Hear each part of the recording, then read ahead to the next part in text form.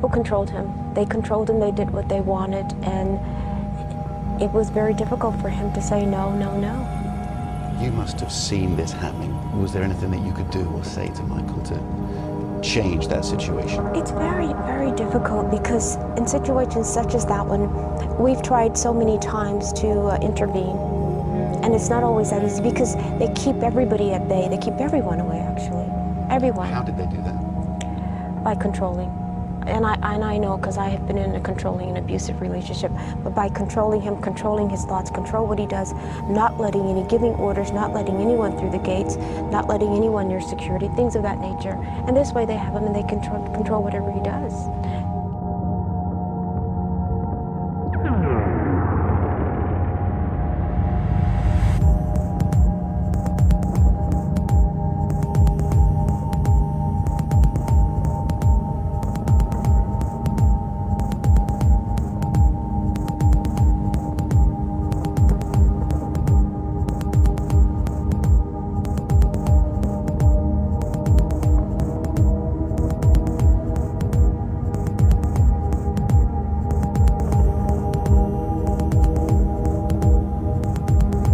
I can tell you that the #1 problem in Hollywood was and is and always will be pedophilia. That's the biggest problem for children in this industry. It's the big secret. And it's widespread? Oh yeah. I was surrounded by them when I was 14 years old. Surrounded. Literally. Didn't even know it. It wasn't until I was old enough to realize what they were and what they wanted and what they were about and the types of people that were surrounding me till I went, oh my God, they were everywhere like vultures.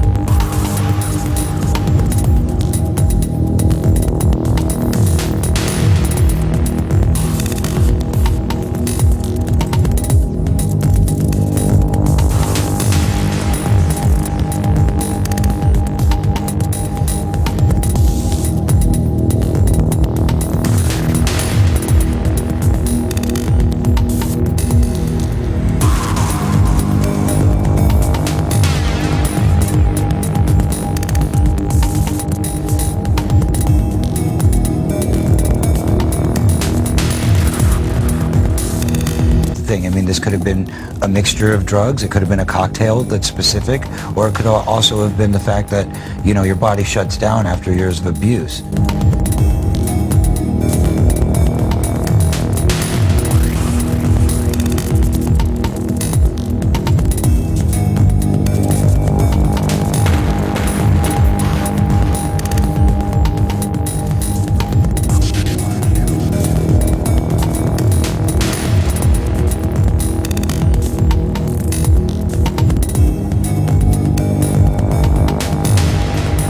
Person to blame in the death of Corey Haim, and that person happens to be a Hollywood mogul, and that person needs to be exposed, but unfortunately I can't be the one to do it.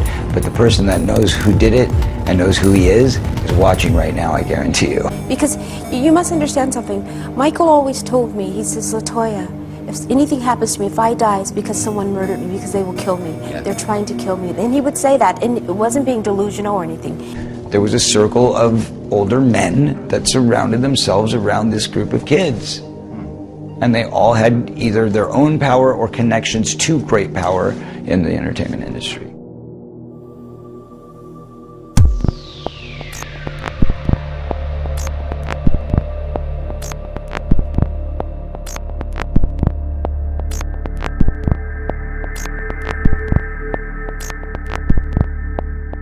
Where were you at the time when you heard the sad news? Actually, my father called me. I was at home, and I had just hung up the phone with my business partner, and he had just told me about Farah, and I said, oh my, geez, I I wonder who's next, because it always happens in dreams.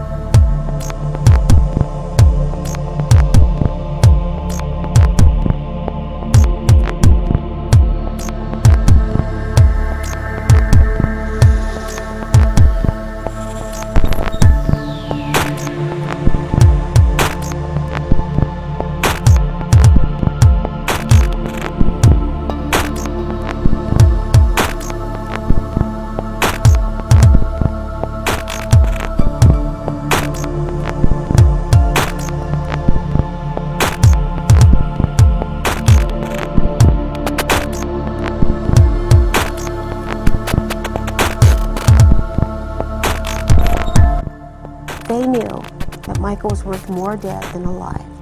How do you feel hip-hop would be today if Biggie and Tupac was here still? I don't think hip-hop would be as far as it is. I don't think it would be as grown as it is and as accepted as it is. One thing about anything you do, sometimes sacrifices have to be made. And it's sad to say that their lives had to be sacrificed for hip-hop to become what it is today. You know what I'm saying? And you know,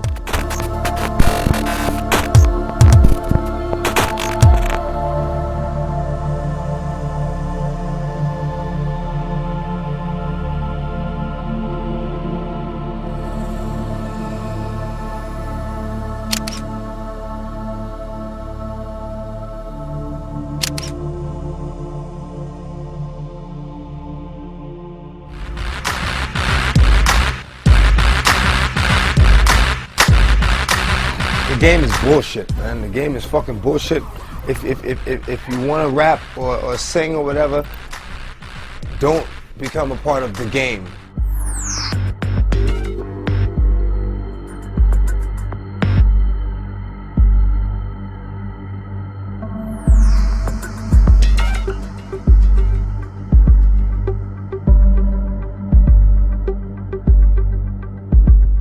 The industry ain't what it used to be.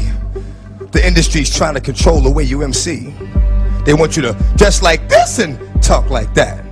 But I'm going to dress like this and talk with the bat.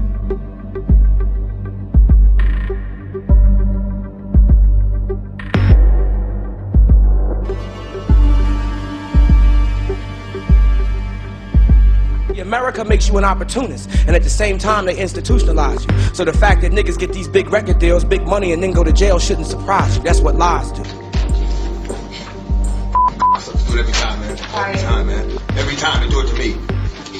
They have to be quiet about it. They get my rights violated, but I gotta be quiet about it. Let's go. Let's go. Now, let's go.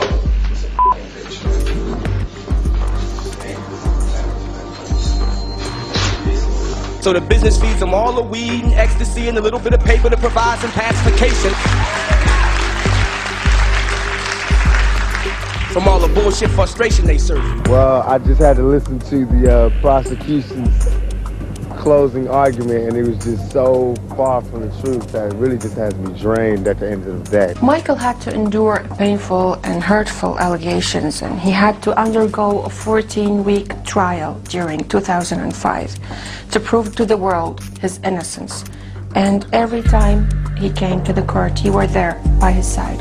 Tell us about that time. How hard was it for Michael? Well, it was very tough. It was very hard for him, and even before that, this was all planned. It was part of a conspiracy, part of the American government, the FBI, to do an investigation for 17 years on Michael Jackson. And for what? They found nothing. And they tried and tried and tried to bring him down, to diminish his popularity. And that's what is so just unbelievably misunderstood by the world. It's like they put these allegations out there because they want the world to think that he did this. I know my brother. Yes. We know each other. My mother raised us to have God in our lives from the very beginning. Michael never would do such thing, but this was a way to put the world focus on this while they're trying to steal his publishing, his catalog. There's no evidence that I ever sodomized it, even though you put that all over the paper. I just want print the facts so everybody can sort it out. My life is ruined because nobody has a chance to get the facts. That there was no semen found. No semen found, no forceful entry, no entry into the anal, no nothing, none of that. You know, No fingerprints on the gun. fingerprints on the gun. Getting back to the whole trial, this was all a conspiracy, and they finally said, we got him. So the government in the U.S. was behind They that got him. conspiracy? I feel that the investigations, to investigate someone for 17 years, you don't have anything on them, and you leave the investigations open. They have ways of doing things. That's why this system is what it is. And that's what disturbs me, because now they just release all these FBI files, and they say they found nothing. Yes, right. I read the report. It's No. there on the internet, No, and they you know, had nothing against They had Michael. nothing against him from the very beginning. But you know how this would have made him feel while he was alive to Yes. show? But the reason why they didn't release these, because it would have helped him. Yeah. It made it different with mentally, his image, his whole demeanor to people who wanted to believe these ugly things. So Yes. they knew what they were. So now they release him while he's dead because they want him out of the way. And so I'm speaking like this because I'm very disturbed. I'm very disturbed in the system.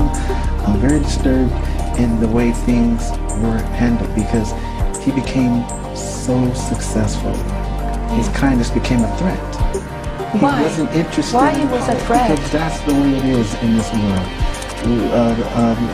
He's not interested in politics. He's not interested in anything but helping people. That's it. You know, there's a lot of good people in this industry, but there's also a lot of really, really sick, corrupt people in this industry. And there are people in this industry who have gotten away with it for so long that they feel they're above the law. And that's got to change. That's got to stop.